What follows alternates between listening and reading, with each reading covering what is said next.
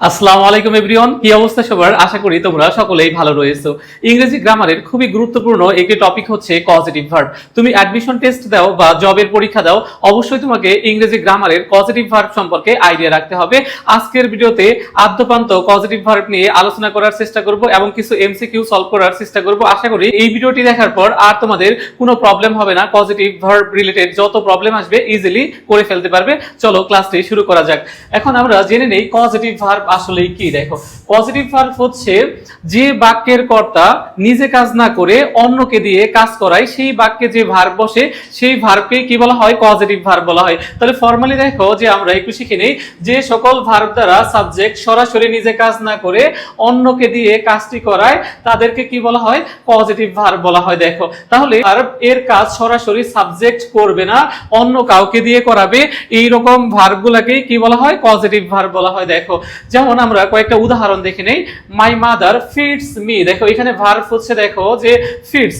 দেখো যে my mother feeds me, এটার অর্থ হচ্ছে আমার মা আমাকে খাওয়ান। দেখো, তাহলে এই ক্ষেত্রে আমার মা খায় নাকি আমি খাই? দেখো, তাহলে আমার মা কিন্তু কাজটি আমার মাধ্যমে করিয়ে নিচ্ছে।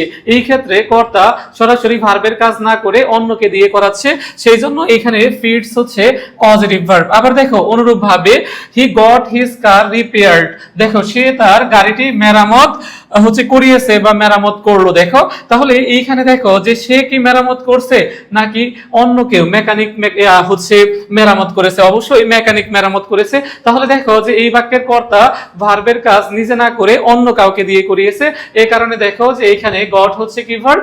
Positive verb. আবার দেখো হি মেক্স মি লাভ, সে আমাকে হাসায়। এখন সে হাসে নাকি আমি হাসি? আমি হাসি। তাহলে কর্তা নিজে কাজ না করে অন্য কাউকে দিয়ে কাজ করাচ্ছে, তাহলে এখানে মেক্স ভার্বটি হচ্ছে কি ভার্ব? Positive verb. অনুরূপ ভাবে দেখো যে he made his students write a letter, তাহলে দেখো যে সে লিখেছিল নাকি তার স্টুডেন্টসরা লিখেছিল? তাহলে তার স্টুডেন্টসরা লিখেছিল, তাহলে এখানে মেড হচ্ছে কি ভার্ব?